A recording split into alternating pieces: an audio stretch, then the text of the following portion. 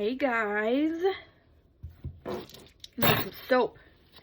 Gonna make some soap. I'm ready to go. So my lye solution is about 94 degrees right now, and my oils were right about 90 degrees. So they're roughly within, you know, a few degrees of each other. We're gonna get started.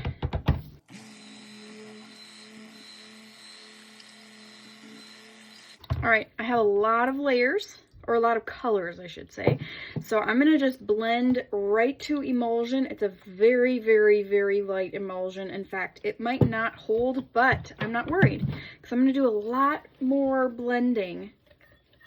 And this fragrance oil I'm working with today is from Midwest Fragrance Company. It is called Sunset Citrus. Sunset Citrus. I've never worked with it before, but typically citrus fragrance oils decelerate the trace, which means this is probably going to turn to like straight up water.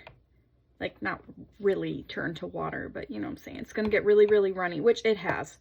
And I am soaping a little warmer than I normally do. These temperatures, I usually try to stick closer to room temperature, but knowing that my design is more or less drippy layers and that the fragrance oil probably will decelerate trace, I'm not worried.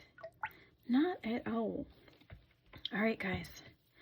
So I'm gonna measure some of this off. I'm gonna pour some of this off. Let me see. There we go. All right. All these pictures, with the exception of just a couple of them, I got at the dollar store when I started soaping 2.5 years ago. So they're going strong still. All right, I need 12 ounces.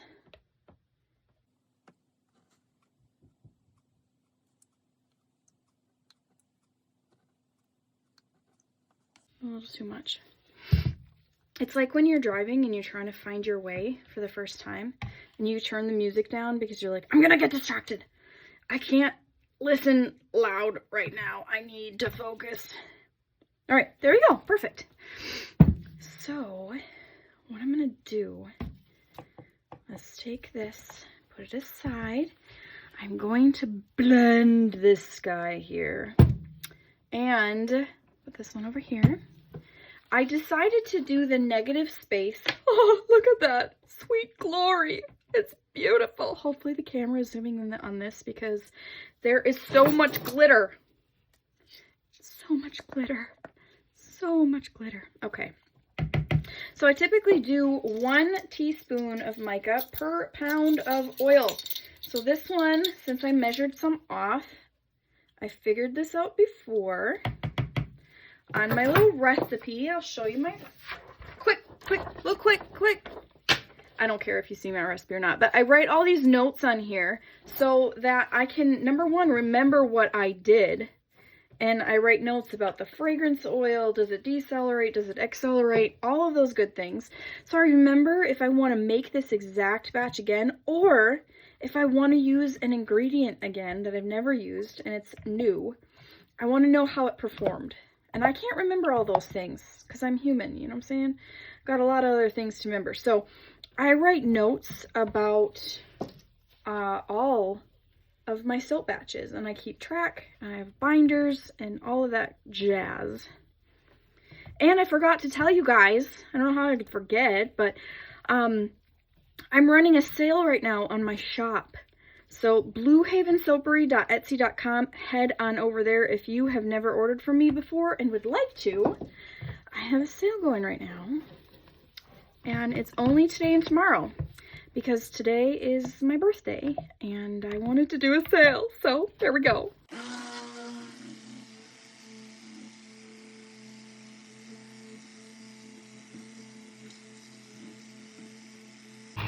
All right. That glitter is just something else. Something else.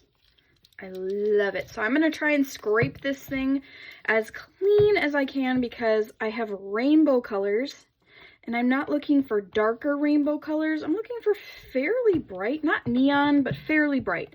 So I don't want my stick blender to have black on it because that's going to interfere with, you know, the colors.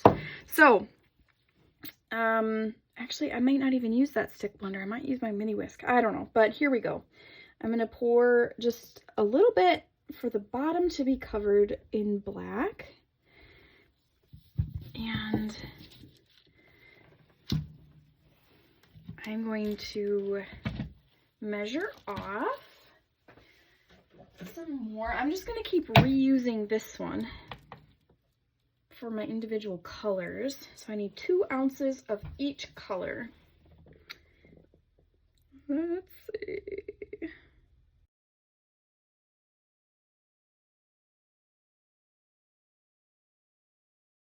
I'll leave it there. All right, 2 ounces. So I did the math earlier. I have 2 ounces of this and I use 1 tablespoon or 1 teaspoon per pound of oil. So I need 1/8 for each color. This is one of my favorite reds. Red iron oxide is my favorite red. It's just such a happy, bright, cheery. It's not muted. It's not like antique-y looking. It's just beautiful. This one is Trial by Fire, and that's from Nurture Soap.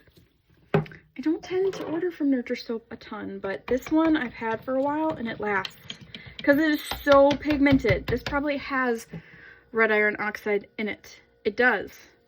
That's probably why I like it. And yeah, so I'm gonna use this mini whisk to try to get this nice and incorporated and no chunks.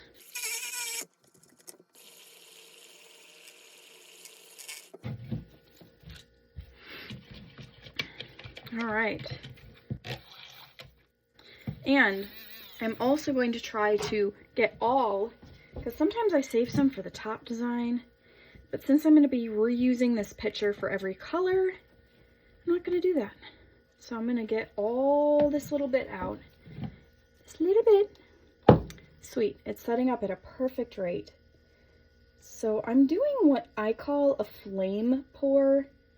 It's a drop pour, but I just pierce through that bottom layer with my next color. And in the end, it ends up looking very much like a flame.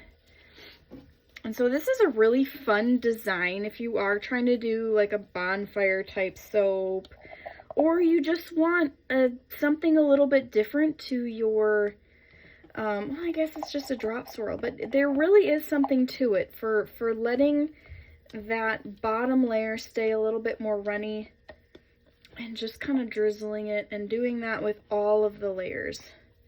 It just turns out so lovely. I love it. All right, so I am going to just wipe out this container quick. I'm going to add a little bit more black. All right, then we move on to our next layer. Yeah, this is setting up just perfect. Hopefully by the end, it's not going to be too set up. You know, that would be tragic. All right, on to the next layer. Here's my picture that I wiped out. 2 more ounces. All right, perfect. Now orange. Roy G. Biv. Did you guys learn that in school? Roy G. Biv? I don't think I learned that until I was an adult. Roy G. Biv. Red, orange, yellow, green, blue, indigo, violet. Yeah, I'm not doing indigo, so, you know. But, I don't know. I just feel like indigo is the mix of blue and purple. I mean, that's really what it is. You know what I'm saying? So, it's lovely. It's lovely. This is a pretty orange. This one I have never worked with before. So there are several micas that are new to me that I am working with today. This is one of them. It is, I think it's Tequila Sunrise. Tequila Sunrise from Mad Micas. sometimes orange can just kind of go flat. Like, it's just like, it's not quite as stunning as you'd like it to be. And so sometimes I will add a neon to my oranges to make them pop a little bit more. The same thing with green and yellow. For some reason, they just don't always pack that punch that I want of color. And so I'll add some neons to the colors, and I'm gonna just stir this black a little bit while I'm in the middle because I don't want it getting set up too much here. All right, and this one, I am gonna do the mini whisk just for a second. Yeah, that's good. That's so pretty. I love it. All right, here we go.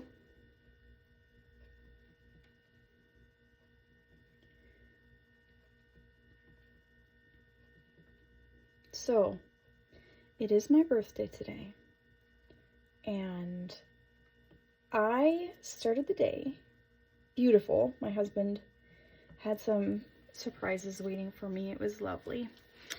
And most of the rest of the day is basically like a normal day because, you know, it just is. But it was really nice. I got out into the sunshine. I planted a bunch of seeds. We have extensive gardens on the property that we live, and it's always kind of scary planting seeds for me. I don't know why, but I'm like, oh, it's such a tender thing. Like, this little thing is relying on me for life. And if I don't water it enough, or, because we live in the high desert, like, we don't get a lot of precipitation during the year. So if we don't water, like, we don't have plants. And we're farmers. So we rely on irrigation in order to grow anything. Yeah, but it was just lovely to get out there and be in the sunshine and think of the possibilities with the garden and what it will look like and what produce we'll get and what flowers will do well. It's just really nice. What do you guys do for your birthday? Do you wait for others to do things? Do you just kind of like, oh, I'm not going to do much. You know, if someone wants to do something for me, great, but I'm not going to do much. Or do you take the bull by the horns and be like, I'm doing what I want and I'm not going to wait for no one to do it for me. I'm going to go to my favorite restaurant and buy myself gifts. Or, you know what? There's really not a right or wrong for that. It's just depending on the person. It's going to be different for everyone. But it's always interesting to see what different people do. And I've gotten a lot more over the years. I'm 36, I'm just gonna put that out there, okay? But over the years, I've gotten a lot less reliant on other people to, quote unquote, make me happy.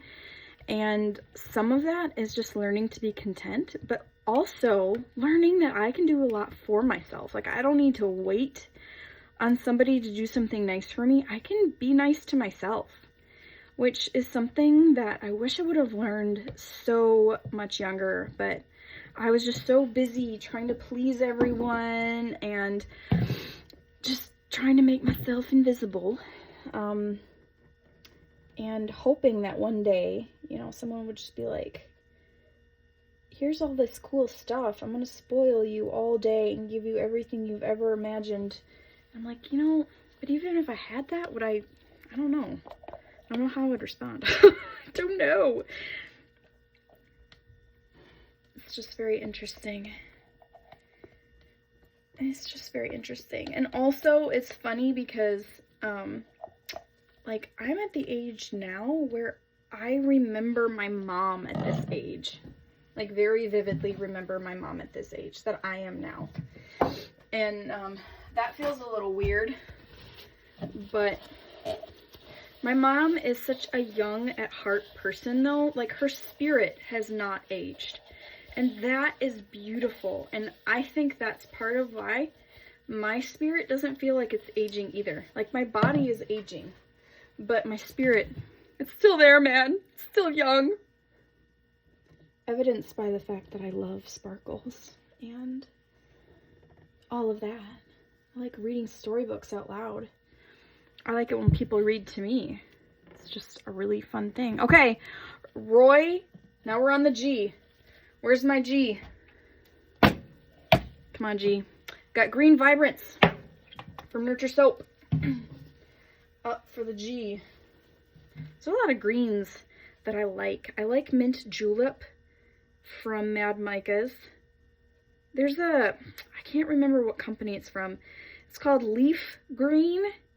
Maybe it's from Nurture. I think I got it in a sample, and I really liked it. It was just the perfect chipper green. All right, here we go. And some of these incorporate better than others into the batter. So some of them don't necessarily need to do the mini whisk, but some of them just remain chunky. And then when you cut those, you'll see the little chunks. And it's like, come on now. I see you. You didn't incorporate. What's the deal? This is looking good though. It's looking good. And also, greens in cold process soap. They look really yucky when you first, like, this is already morphed into more of like a drab green, like a gray green or an army green, rather than the bright green that it was. So that is normal. There's nothing wrong with the mica. It's literally just one of those things. Some morph, like some different colors morph, and then they morph back. It's just all part of the process. You learn those things as you go, and you'll wonder, am I the only one this happened to? What am I doing wrong? Most of the time, it's just a normal thing, and you're experiencing it for the first time. Yeah, so I'm gonna stir this black. It is setting up, but not too terribly. Like, it's still very workable. I'm going to clean out my pitcher for 2 more times.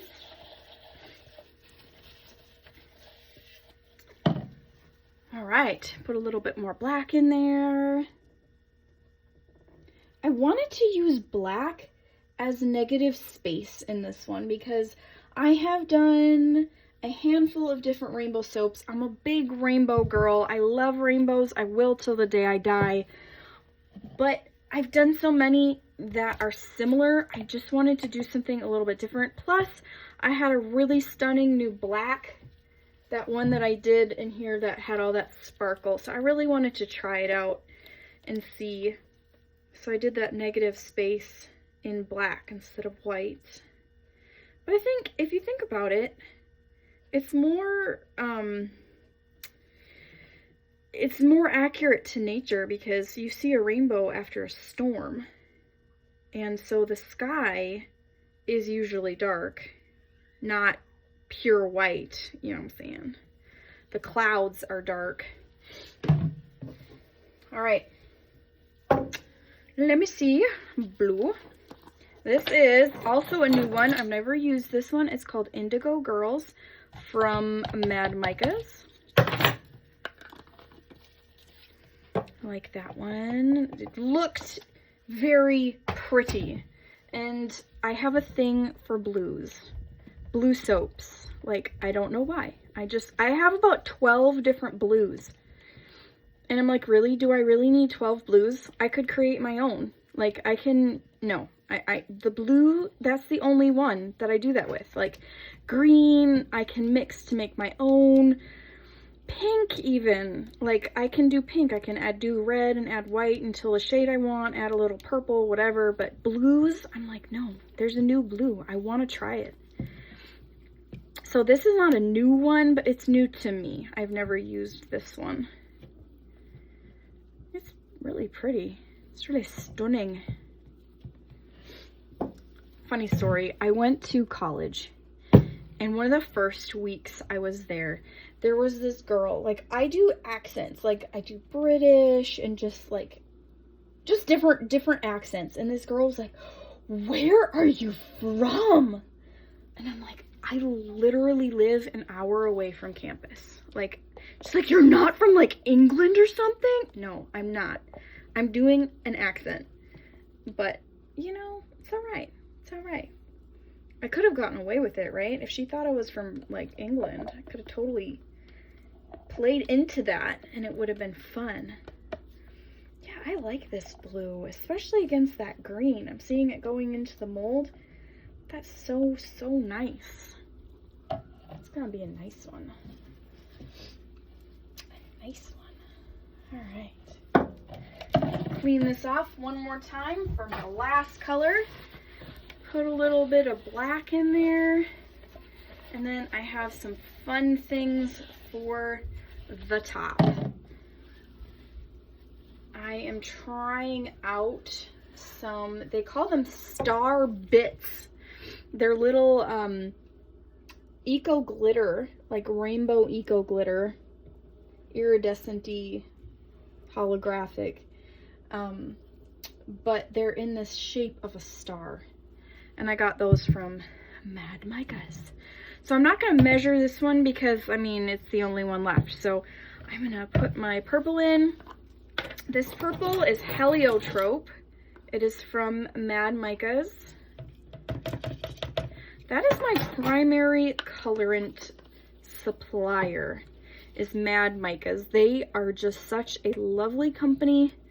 Their micas are ethically sourced. They are very big on, this is a bigger picture.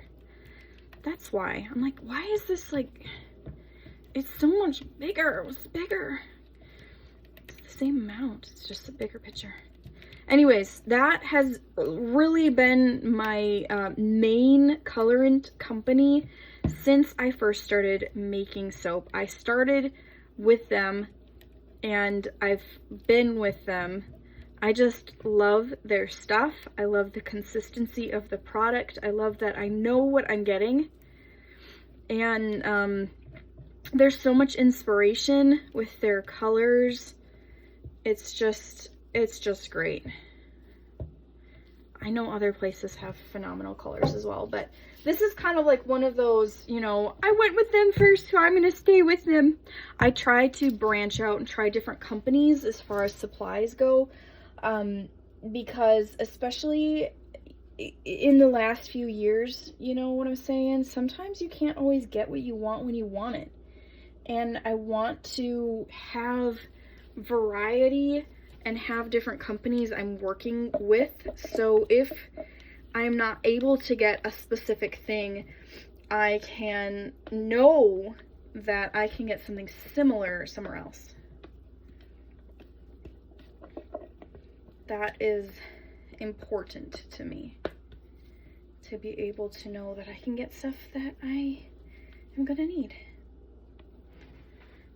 All right.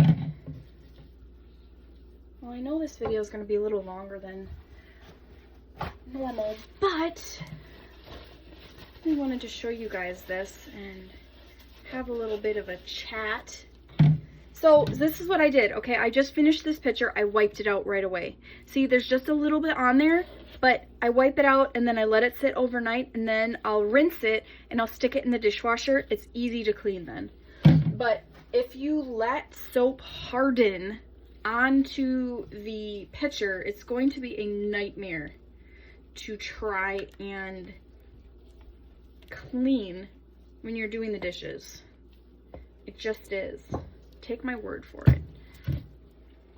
All right, so there is quite a bit of black left, but that's okay because that can cover, and so we'll have a nice complete one color top, and that glitter is really gonna stand out against this, which is great. Woo! Sorry. Sorry, folks. I try to have the camera as close as possible, or my phone as close as possible, but you know, sometimes I'm gonna hit it. Okay, I'm gonna try to get a little bit more out. Just a little bit more out. All right. Oh, does this smell incredible? It smells incredible. All right. So I am gonna, am I gonna let this set up? I'm gonna see. Let's test it. Let's test it. To see.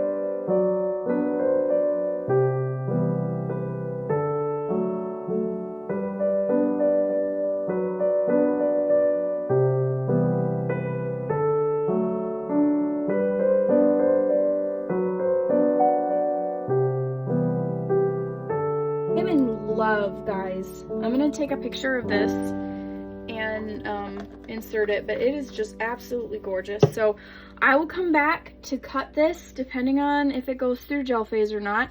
Will probably depend on when I will come back, but I will see you in some time later to cut this.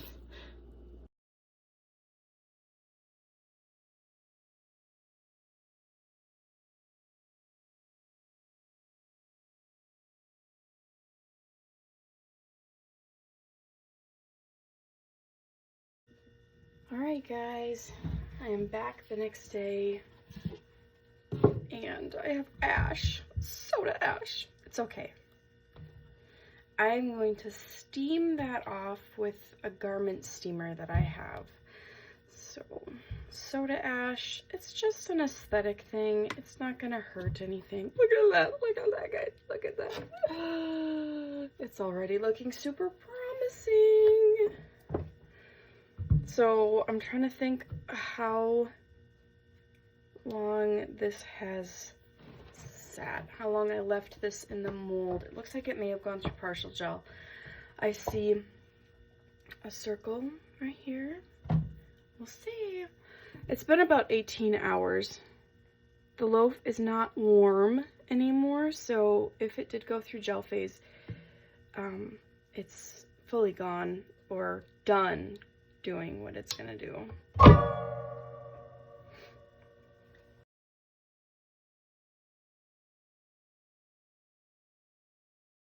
Oh, look at that, guys. That's amazing. That is amazing. And then I can stamp the stamp right there, whatever I'm gonna stamp into it. I'm not sure yet. That's gonna be amazing. Oh, this is so cool. I love it. I love it. And I'm so glad that I did choose still early in the morning. Glad I chose black as that negative color or negative space instead of white. I just really like that.